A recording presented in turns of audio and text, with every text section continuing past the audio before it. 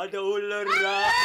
Ular. Gimana sih? Ya Allah. Pasti lo kaget ya. Kaget banget tau gak?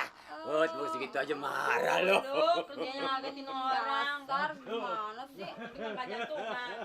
Gue orangnya paling resep kalau nggodain orang lagi ngelamun aja bengong kayak ayam telo. Orang kita lagi ngobrol-ngobrol ya. Aduh, udah. Yang jelas aku minta maaf padamu. Maaf, tapi jantungan nih bang. Iya kaget tau. Oh, ya cuma segitu aja marah. Indra, Kenapa bang? ngomong-ngomong, salam gua udah disampaikan sama Encing, lu si Rokaya. Udah, kayaknya marah tuh bang, gara-gara abang ngatain kambing babenya. Emang pada waktu itu gua kepedelusan ngomong, bapaknya si Rokaya, gua katain kambing.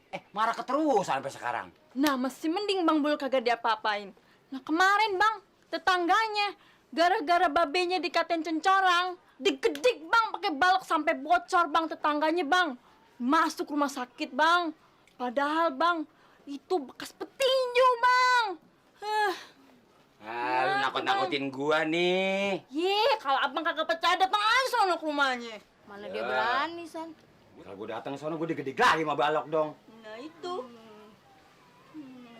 Dra, gua minta tolong. Terus cara jalan keluarnya gimana supaya bisa gua ketemu sama si Rokaya? Nah begini bang. Buset deh, begini lu jangan ngagetin gua dong. Abang kasih tahu malah kaget gitu sih.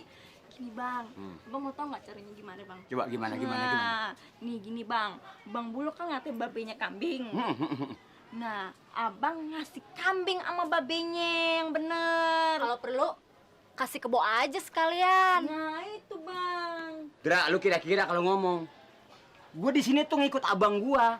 Jangankan kebo kambing, ayam aja gua kagak punya. Sekarang beliin kambing sama kebo. Gua sih mendingan putus pacaran sama si Rokaya. Bener nih putus. Jangan jadi. Nggak berani dia.